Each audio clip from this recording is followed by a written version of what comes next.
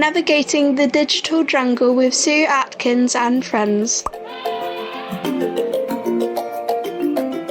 Welcome to Navigating the Digital Jungle with Sue Atkins and friends. This episode is Behind the Selfie, Girls, Social Media and Self-Esteem Struggles. So, welcome to Navigating the Digital Jungle, where we try and navigate the complex world of technology, social media, mental health and family life with me, Sue Atkins, parenting author and broadcaster, and I'm delighted to be here today with my friend Angeline, creator of Data Girl and Friends, empowering young minds with online safety and AI literacy videos, games and educational materials.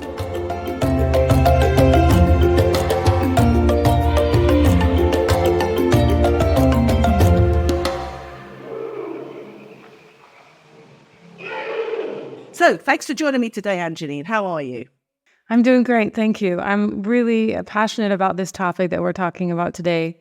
So I'm really looking forward to sharing and hopefully bringing some real value to parents. Absolutely. So it's a big topic. We're diving into a critical and timely topic, the impact of social media on girls in particular, on their body image and their self-esteem. And to guide us through this conversation, we'll be drawing insights from the work of social psychologist Jonathan Haidt and his highly researched new book, The Anxious Generation, How the Great Rewiring of Childhood is Causing an Epidemic of Mental Illness. So let's set the stage. Social media is ubiquitous in all of our lives. And for many young girls, platforms like Instagram, TikTok and Snapchat are not just means of communication, but they're really integral parts of their social identities. And while these platforms offer opportunities for connection and self-expression, they also present significant challenges, particularly, I think, around body image and self-esteem. So let's talk about why body image and self-esteem are such pressing issues for young girls. Because research has shown that during adolescence, girls are particularly vulnerable to developing body dissatisfaction and low self-esteem.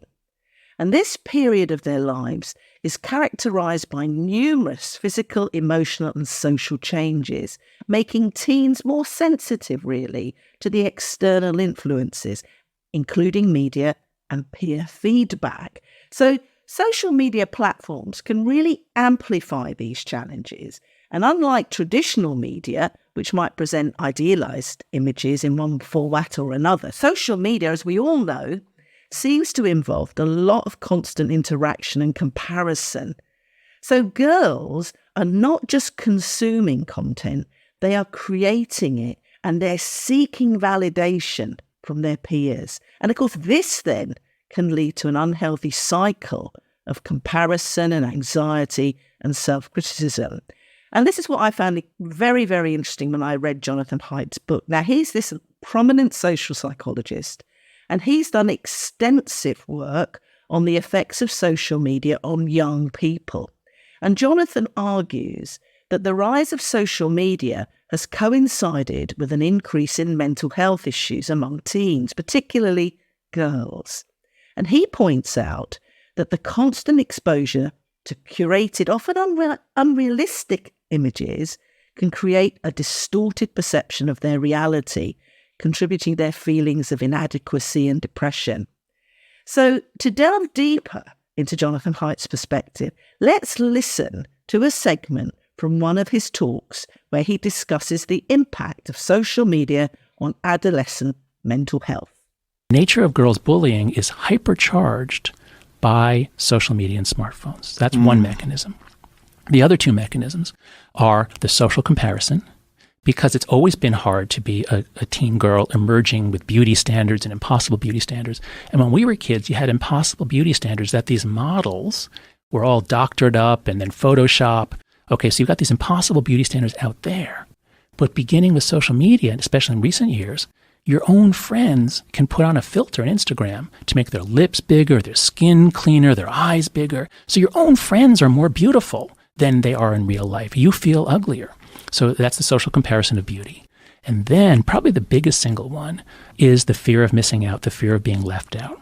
So all kids are subject to this. Everyone's concerned about whether they're included or whether they're excluded. But girls are much more sensitive. And so suddenly when everybody is tracking each other's who was invited, who's there.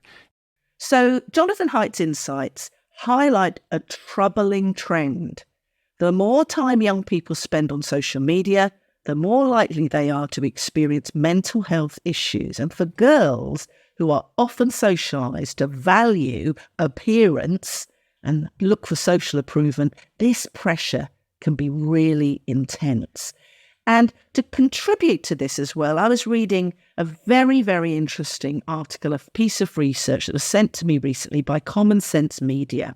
Their newest research, and it's their recent report, is called A Double-Edged Sword: How Diverse Communities of Young People Think About the Multifaceted Relationship Between Social Media and Mental Health. Now, this is the third Common Sense Media report in a series that they've done, tracking the role of social media in how young people support their own mental health and their well-being. And it was conducted in partnership with Hope Lab. And this particular piece of research focuses on diverse communities of young people, and it looks at their social media and their mental health. It's quite unique, and the young people themselves co-created it with Common Sense Media. And I just point out a couple of the things. There's more bonus content if you go and join and subscribe to my podcast. But the key findings and takeaways are saying that lots of people and lots of young people turn to social media for emotional support, to connect, of course, with friends and family and to support their well-being and to build that community.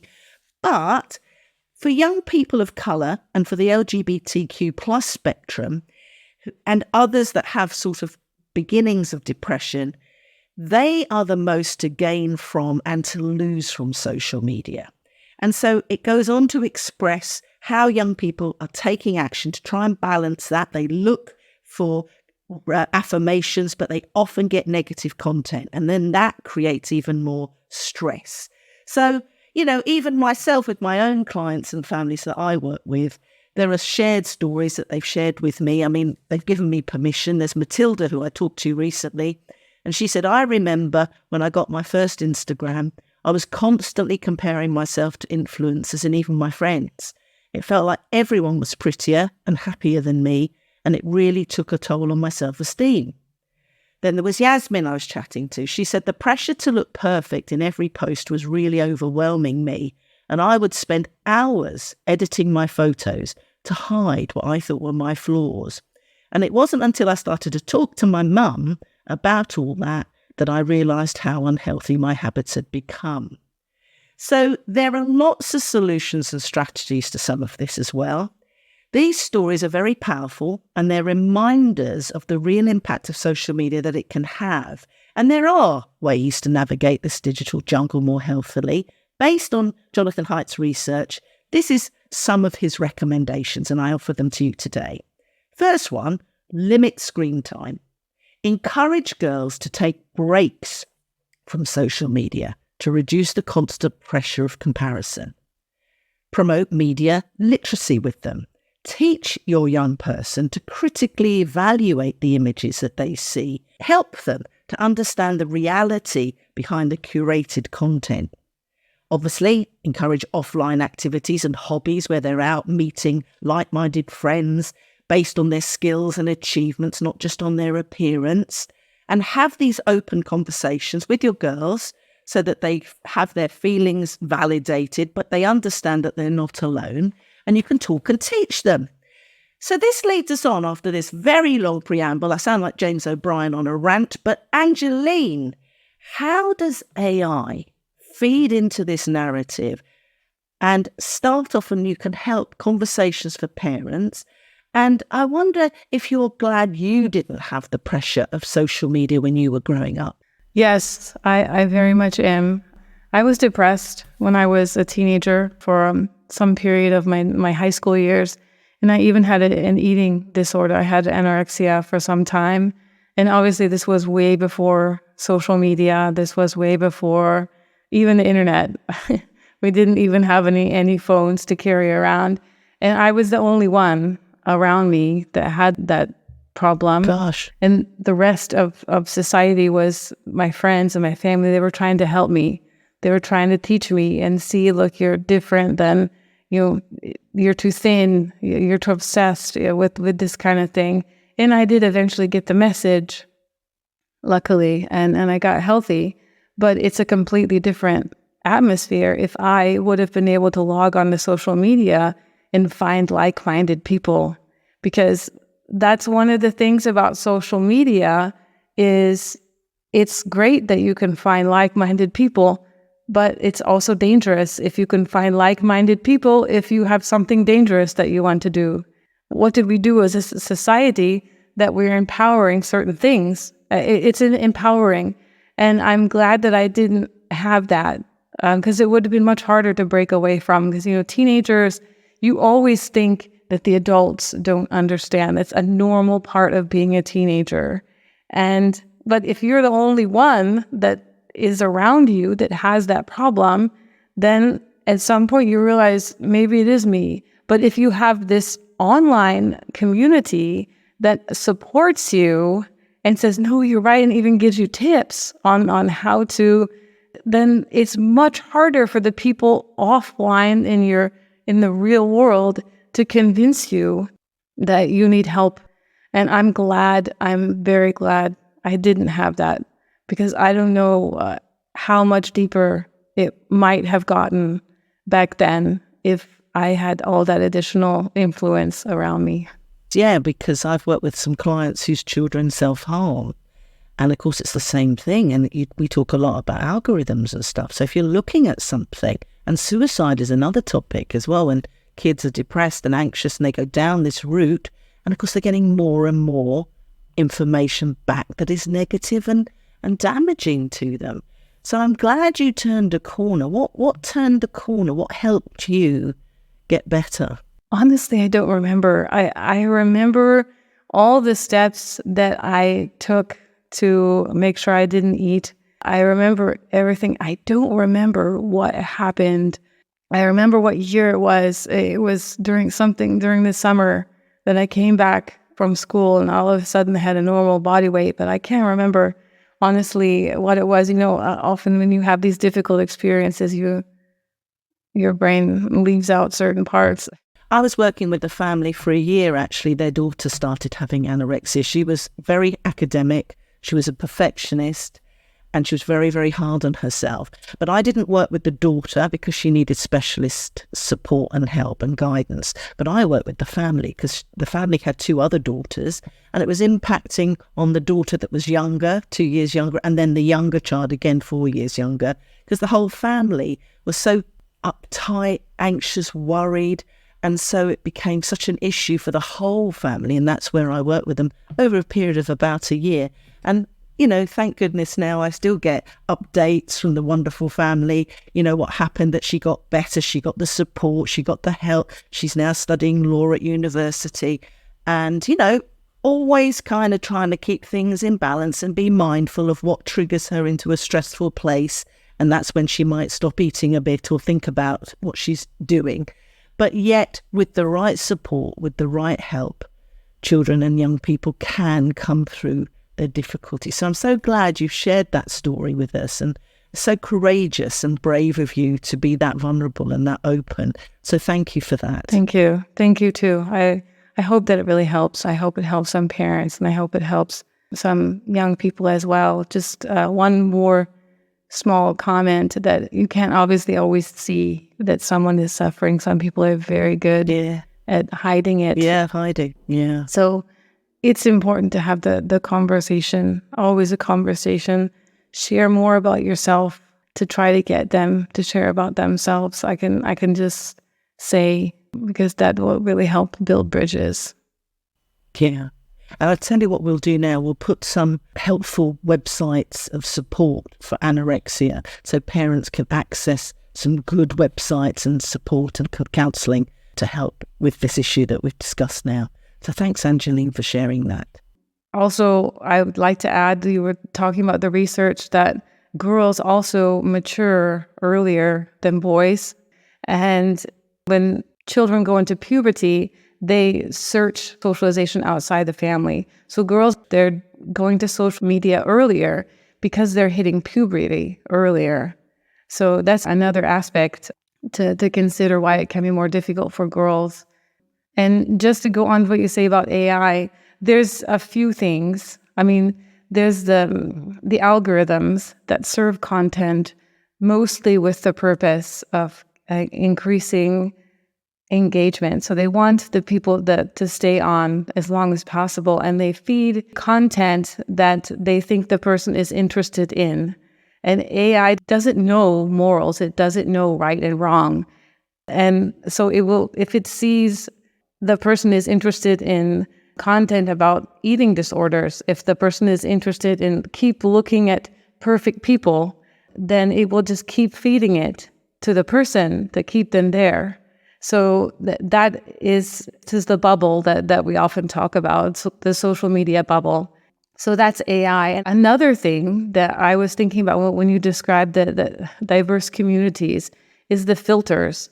I've never used it, but I've seen videos of them. So you put the photo in on the video and you put this AI filter and it gives you like some kind of different face and more perfect face. And the thing is, these filters are built on mostly like white people that have a specific way of looking. And this can be damaging also for the mental health if you're Asian or you're African or something, you don't look like that. And this AI is trying to make you look perfect, which is a different culture completely. Yeah. Which is awful, isn't it? Because then they're not being represented properly as well. I mean, it's a very difficult thing. I mean, I know that I'm glad that social media wasn't around when I was growing up, because I said to you the other day when we were talking before this episode, I was bullied at school when I started secondary school at the age of 11. And, never really know why I was particularly. So was Wendy Halter and another girl called Elaine Colloway, for different reasons, I suppose. But at least we got home and we got a break from it, because the difficulty now for kids is the relentless look for perfection, and that it's 24/7. And with all the filters, with all the algorithms, with all the social media around them swirling, it's very difficult for girls to keep their own sense of self-esteem and identity. So that's why it's so important, isn't it, for parents to talk about it, really, about what is... I mean, I've got a daughter. She's a grown-up now. But, she saw me. I'm no Slim Jim. But she saw me healthy. She saw me working out in the gym, going for a walk, eating healthily, talking about sort of, the balance about my body image and my self-esteem. So hopefully passing on to her that she is not based on just her appearance. It is important that girls in particular are valued for their skills, for their competencies, for their capabilities, for their intellect, just for being kind, all sorts of wonderful qualities that they have. So it's very important for parents, as we talk about in all of the episodes of this, to connect and to talk and to guide their girls in particular, because they are the ones under pressure around anxiety and depression and going down unhealthy routes, as we see in the media sometimes. I mean, you've got an 8-year-old little girl. What do you do about it? Well, she's not online at all, actually. She doesn't have that yet. And I do live in a culture where there's not pressure for her to be there yet. She is starting to notice some differences. I mean, she looks differently.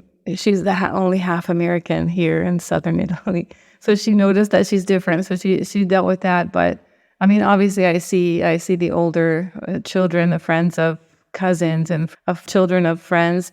And I think maybe parents, I say this often, but I think this is especially important in these really sensitive topics, that we as parents can't really imagine what it's like. I can't imagine not having, as you say, you're bullied and there's nowhere to go because your phone is with you always, unless you are strong enough to learn to put it down. So the bullies go with you everywhere. You don't have a safe place. And also, we see the pressure again from the algorithms, or the people who design the algorithms is more precise, that they also push content that they believe are going to get the most attention. And there's a certain a way that this content should be, right? They should be smiling. They should do some kind of extreme emotion. And what young people, young girls don't understand, it isn't about them. It really isn't. It's an algorithm. It's a program that's designed to make certain things more popular than other things. And it can be hard. Even we see it on LinkedIn. It's the only social media I have. It keeps suggesting to me that I should write in a different way. I should like and comment on certain people because that way I'll get more followers and I'll get more attention. And I'm an adult and I see through this. But children's minds aren't so mature that they can really see through this. They really think it is me. And even I've also read research about how much teens understand about these algorithms. They do understand that there's the algorithm there. They do understand that what they do has an influence on the behavior of their feed. But obviously they don't understand completely because that's not a part of our education. So there is often holes in this information that can lead, if you're already suffering from self-esteem and the pressure, then obviously you're going to read the negative into it. Yes, yeah. And that's why we've got to fill the girls up with so much confidence and self-esteem within themselves, so they're not externally referenced, which means they rely on other people's view of them. We have to fill them up. And that's why I wrote my Can Do Kids journal, actually. It's geared up around confidence, self-esteem, and well-being and resilience for, not just girls. But that's where we have to have those conversations. So as we've discussed today, social media can significantly impact girls' body image and self-esteem. So Jonathan Haidt's research really does provide some valuable insights into the mechanics behind these issues. And he does offer some really great guidance on mitigating its effects. So I think by fostering open conversations, by promoting media literacy and encouraging balanced media use, we can help young girls navigate the digital jungle more confidently and healthily. And if you go to the bonus content, I've written a great deal more about TikTok and Snapchat and conversations to have and how to say it and how to introduce it so that you support your girls and daughters in particular. Today's episode of Navigating the Digital Jungle is brought to you in collaboration with World Digital Detox Day, an international movement dedicated to reclaiming our lives from the overwhelming grip of technology. So, are you feeling overwhelmed by screens and technology? Take a break and join millions of people around the world on World Digital Detox Day, because it's the perfect opportunity to unplug, unwind, and reconnect with the world around you for your mental health and your family and children's well-being. Join this important movement with over 7.5 million people worldwide and visit worlddigitaldetoxday.com to learn more about becoming involved with the world's largest digital wellbeing initiative. Start your digital detox journey today to better mental health and well-being for your whole family. So it's time for our family change segment, where we ask you to try a small change that will make a big difference to your daughter's well-being and mental health. So grab your digital machetes and let's tackle this together. So what we have today is to promote positive role models.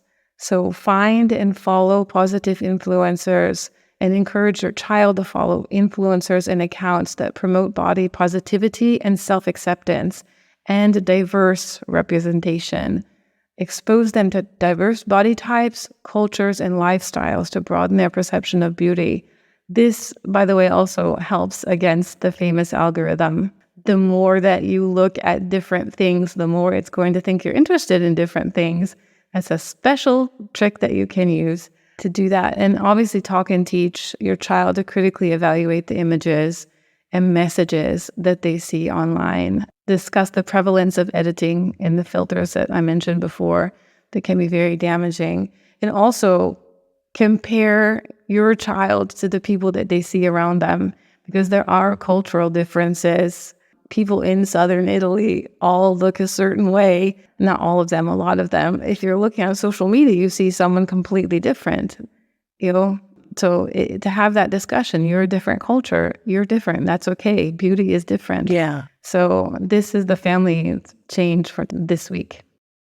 And I think for me, it's all about conversations, isn't it? And about filling up a child's self-esteem so they don't have to keep comparing themselves. It's not easy, but these conversations over time, because they don't have one talk and it's done. Listener questions. We've received some fantastic questions from our listeners this week, so let's dive in and provide some answers for those. So the first one we've got is, what are the signs that social media is negatively impacting my child's mental health? And another one was, are there specific social media platforms that are more harmful than others?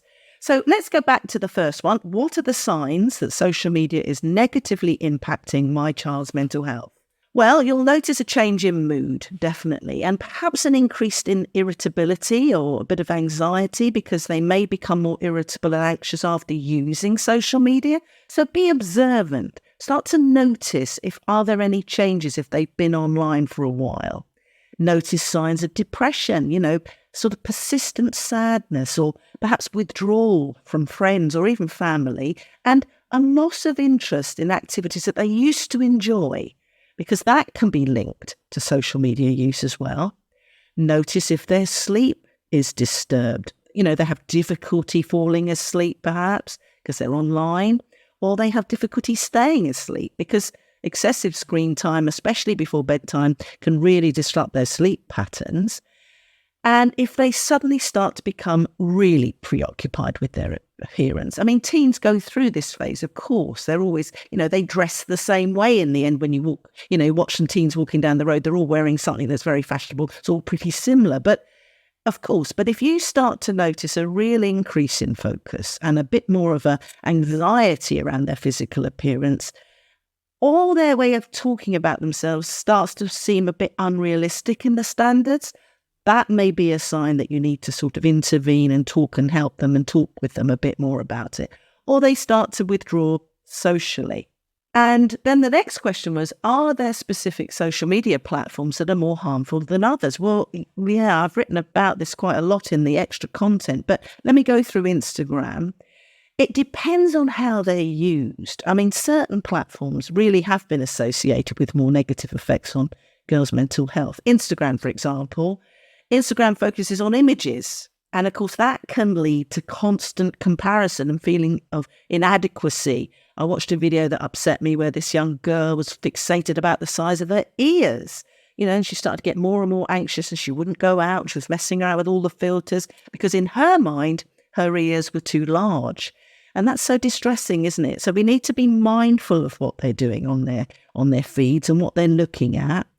And, if they're frequently exposed to edited and idealized images, that can really impact on their self-esteem and body image. And of course, celebrities don't care. They don't really seem to think about the influence that they have on other people and young girls in particular.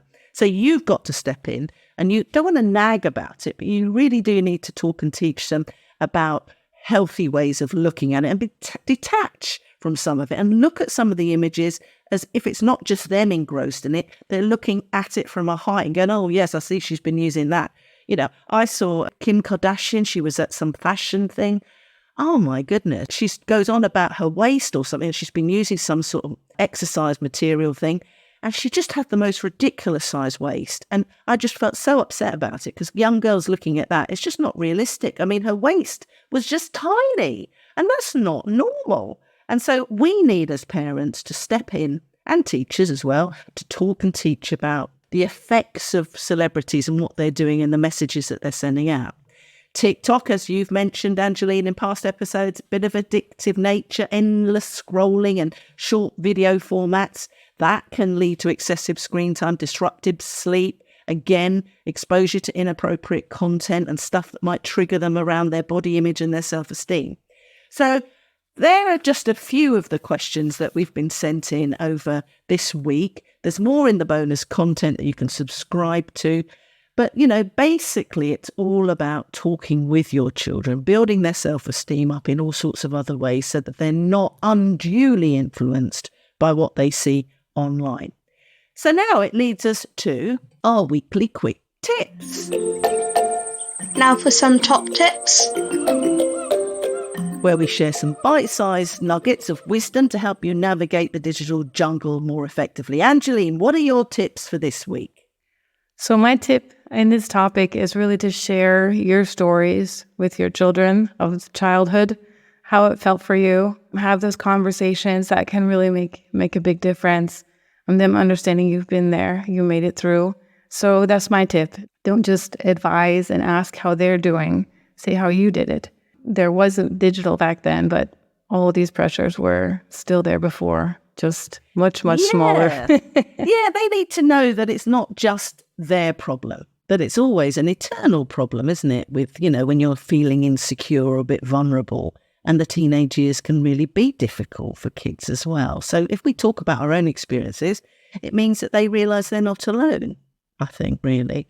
My tips for this week, I want you to focus on your teenager or your young child's focus on their strengths and their achievements rather than their appearance. So compliment your daughter on her efforts, on her skills, on her character traits, and help her to develop a habit of positive self-talk.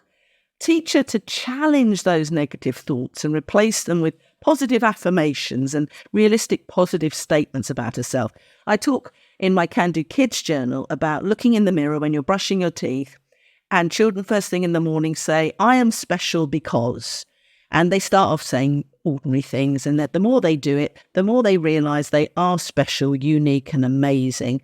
And it isn't just about how they look. And then at the end of the day, we talked about, I think last week in the other episode, you brush your teeth and you think about what you're grateful for, because these different aspects help develop strong resilience, better mental health.